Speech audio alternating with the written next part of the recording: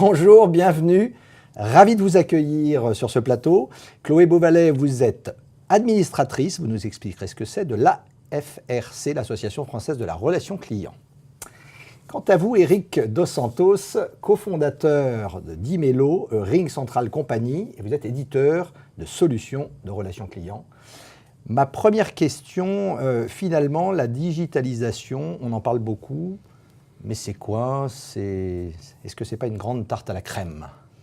Tarte à la crème, je ne sais pas, c'est une réalité. Après, ce n'est pas une fin en soi. C'est aujourd'hui juste être là où les consommateurs sont. Avoir une présence et une conversation possible sur les interfaces digitales sur lesquelles, finalement, nous sommes tous les uns et les autres dans nos vies. Ça vous va comme définition, ça, Eric? Ça me semble bien. Je pense que c'est un énorme changement aussi. Il y a eu l'invention de la roue et la machine à vapeur. Et je trouve qu'il y a encore quelques années, si on voulait un service, il fallait s'habiller, aller dans le magasin, faire la queue, payer, remonter, ouvrir le carton qu'on a acheté. Qu'aujourd'hui, on peut rester dans son canapé et se faire livrer. Donc c'est quand même, je trouve, un énorme changement qui arrivait doucement.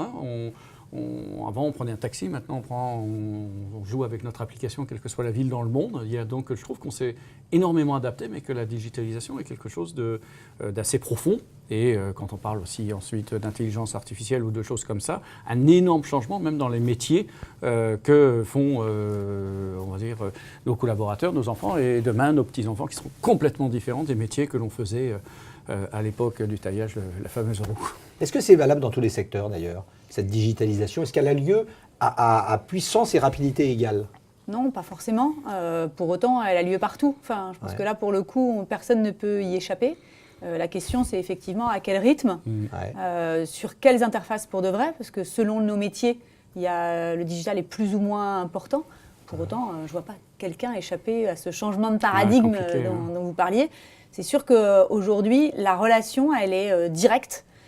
Et finalement, on fait à l'échelle la même chose que ce qu'on avait comme type de relation client historiquement. C'est juste qu'on le fait avec une capacité à interagir avec des marques, avec des gens qui sont partout dans le monde et à la vitesse de la lumière. Voilà, et dans une temporalité immédiate. C'est vraiment, le Concorde n'avait aucune informatique embarquée. Aujourd'hui, un A380 ne peut pas fonctionner sans tous les calculateurs de bord. Le Concorde volait beaucoup moins, avait beaucoup plus de maintenance, alors qu'un A380 tourne quasiment continuellement avec des toutes petites maintenances. Donc c'est vraiment la vitesse de la lumière que je pense que le digital a apporté par rapport à ce qu'on faisait avant et ce qu'on fait aujourd'hui. Alors est-ce que toutes les sociétés sont égales ou pas devant la relation client? Moi je dirais oui, au sens où toutes, on a besoin justement de repenser notre relation client avec ces nouveaux enjeux, ces nouveaux paradigmes.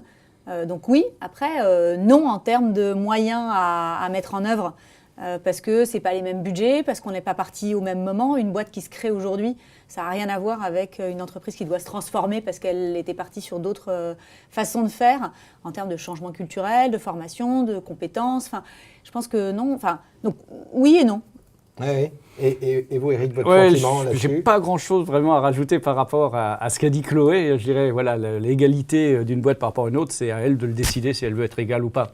C'est-à-dire que c'est à elle à se dire, je me donne les moyens. Son intérêt, ses moyens, la politique qu'elle décide. Certaines boîtes vont rester très assis sur le legal, sur l'IT, et d'autres, des boîtes nouvelles comme celles que l'on connaît, les licornes et tout, n'ont pas fait table rase du passé. Il n'y avait pas de passé. Ils ont démarré avec les meilleurs technos et avec des clients aussi différents au démarrage. Donc c'est vrai que là, l'égalité, elle n'y est peut-être pas entre une société qui a un passé et une société qui est toute nouvelle avec des centaines de millions d'investissements possibles. Je peux rebondir là-dessus sur l'intention.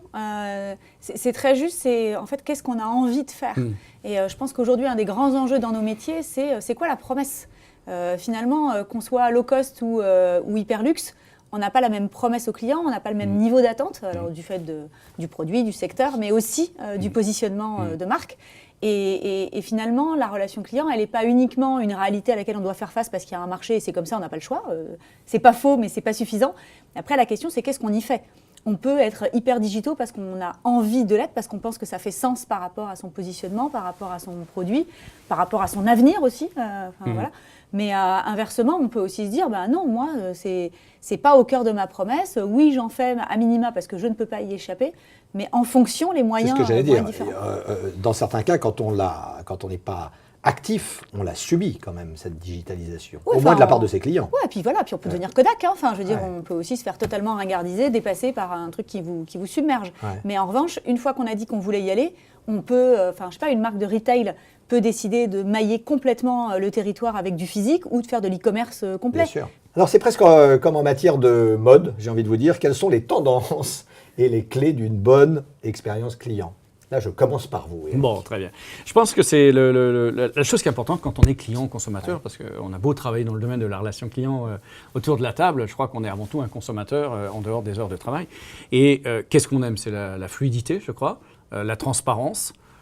Une chose importante aussi, c'est d'avoir les mêmes réponses, quel que soit le canal qu'on utilise. Alors, canal, c'est un terme technique, mais si je vais dans une boutique, si je fais le 0800, si je chatte sur le site web ou sur Messenger, globalement, c'est d'avoir une cohérence et qu'une conversation peut enrichir la deuxième conversation sur un autre canal. Ça, je crois que c'est vraiment une tendance qui est extrêmement compliquée à mettre en place pour les entreprises.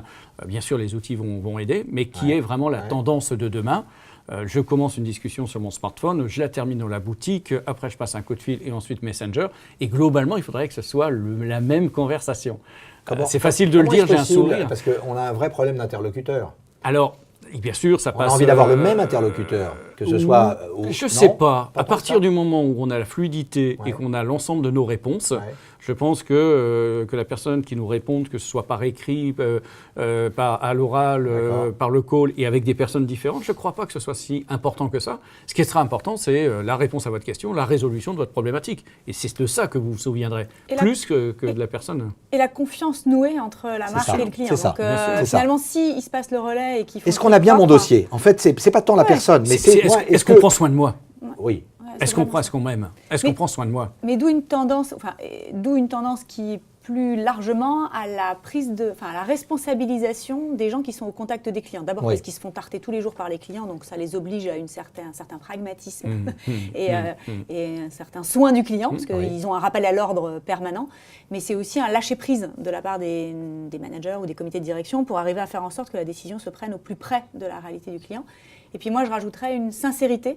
Quand on parle de transformation, de la culture d'entreprise, des transformations qui sont lourdes pour les boîtes, c'est comment on arrive à faire en sorte que ce soit suffisamment sincère pour que ce soit vrai tout le temps.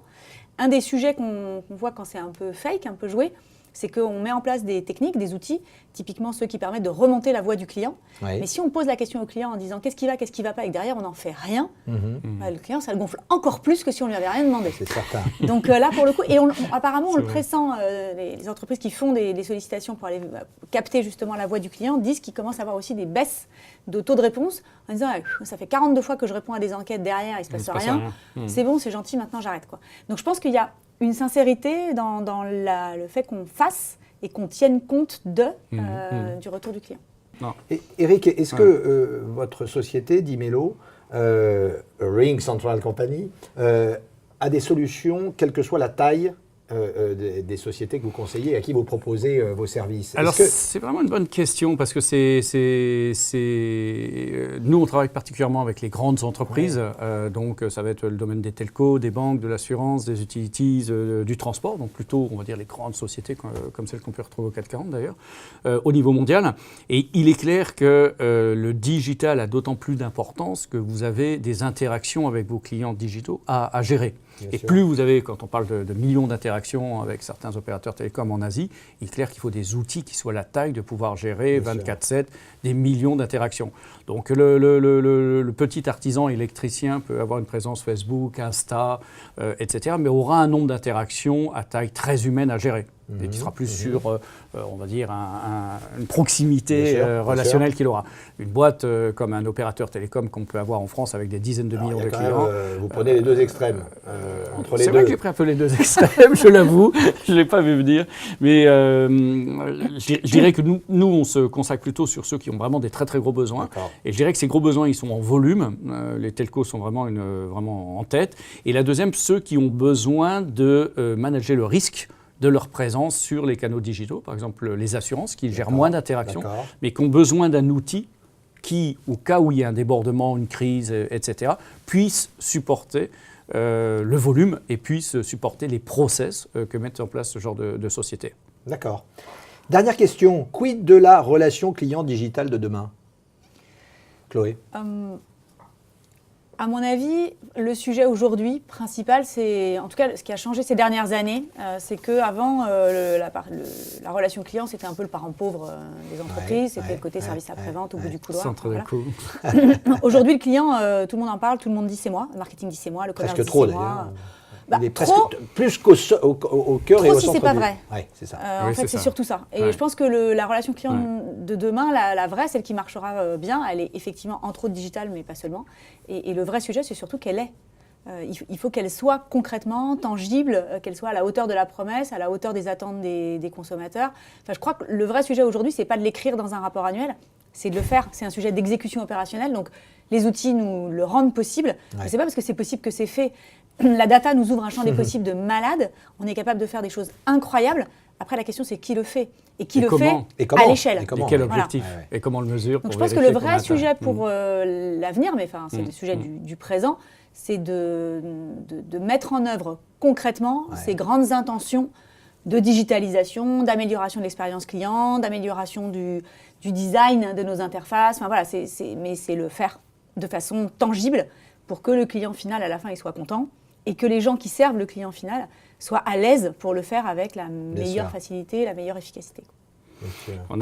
J'avais rencontré un Américain c'est une petite anecdote, qui avait dit une chose importante. Il dit dans les fameux rapports annuels qui sont publiés officiellement par rapport à la bourse et tout, lui s'amusait à faire un contrôle F et à rechercher le mot client et compter le nombre de fois qu'il y avait le mot client, relation client, culture client, etc. Et il disait, en fonction du nombre de fois où il est cité, on se rend compte que le client est au centre des préoccupations de l'entreprise et que ça sera sûrement beaucoup plus facile pour redescendre au niveau de l'ensemble des services avec une cohérence globale. J'avais trouvé ça assez rigolo parce que c'est... Ouais, après, qu'au-delà des mots, il faut qu'il y soit... Après, il faut que ce soit pas qu'une intention. Il faut que ce soit une réalité. Merci à tous les deux et découvrez vite Dimelo, Ring Central Company.